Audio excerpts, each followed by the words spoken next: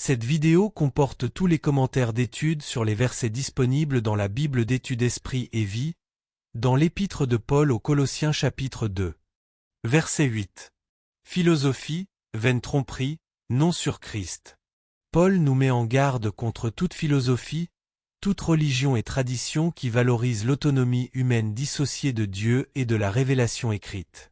Aujourd'hui, l'humanisme séculier est l'une des plus grandes menaces philosophiques pour le christianisme biblique. Cette doctrine est devenue une religion acceptée ainsi qu'une philosophie sous-jacente à une grande partie de l'éducation séculière, du gouvernement et de la société en général. C'est le point de vue adopté par les médias à travers le monde. Premièrement, que enseigne la philosophie humaniste? Elle enseigne que l'humanité, l'univers et tout ce qui existe ne sont que matière et énergie dont la forme actuelle est le produit du hasard. B. Elle enseigne que l'homme n'a pas été créé par un Dieu personnel, mais qu'il est le produit d'un processus d'évolution entièrement aléatoire. C. Elle rejette la foi en un Dieu personnel et infini et refuse d'accepter la Bible comme la révélation de Dieu adressée à la race humaine. D. Elle affirme que la connaissance n'existe pas en dehors des découvertes humaines et que la raison humaine détermine la morale qui convient à la société. Ainsi elle fait de l'être humain l'autorité suprême. E. Elle cherche à modifier ou à améliorer le comportement humain à travers l'éducation, la redistribution économique, la psychologie humaine ou la sagesse humaine. F. Elle enseigne que les valeurs morales ne sont pas absolues mais relatives, et qu'elles fluctuent en fonction des goûts des gens ou de leurs plaisirs, ou selon le gré de la société, conformément aux objectifs fixés par ses dirigeants. Les valeurs bibliques et sa morale sont rejetées. G. Elle considère l'épanouissement personnel, la satisfaction et le plaisir comme le point culminant de la vie. H. Elle affirme que les gens doivent apprendre à affronter la mort et les difficultés de la vie sans la foi en Dieu ou sans dépendre de lui. Deuxièmement, la philosophie humaniste a débuté avec Satan et elle est une expression du mensonge de Satan selon lequel les hommes peuvent être comme Dieu, Genèse 3 verset 5. Les Écritures identifient les humanistes à des gens qui ont changé la vérité de Dieu en mensonge et qui ont adoré et servi la créature au lieu du Créateur, Romains 1 verset 25. Troisièmement, tous les responsables, pasteurs et parents chrétiens doivent faire de leur mieux pour protéger leurs fils et leurs filles de l'endoctrinement humaniste en exposant ses erreurs et en faisant germer en eux un saint mépris de son influence destructrice, Romains 1 verset 20 à 32, 2 Corinthiens 10 versets 4 à 5, 2 Timothée 3 versets 1 à 10, Jude 1 verset 4 à 20, voire 1 Corinthiens 1 verset 20, note, 2 Pierre 2 verset 19, note. Verset 11.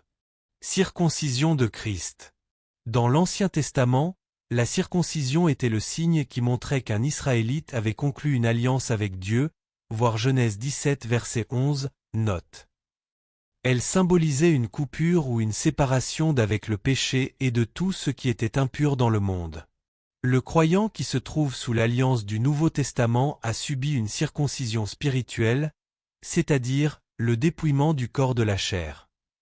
Une telle circoncision est un acte spirituel par lequel Christ ôte notre vieille nature non régénérée et rebelle contre Dieu et nous communique la vie spirituelle ou la vie de résurrection de Christ, versets 12 à 13.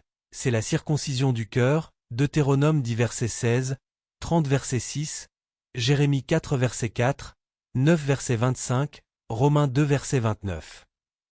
Verset 14. Il a effacé l'acte dont les ordonnances. Cela se réfère à la loi de Moïse, c'est-à-dire aux commandements qui enseignaient au peuple à vivre selon la droiture mais qui ne pouvaient pas donner la vie, ni le pouvoir d'obéir à Dieu, Galates 3 verset 21.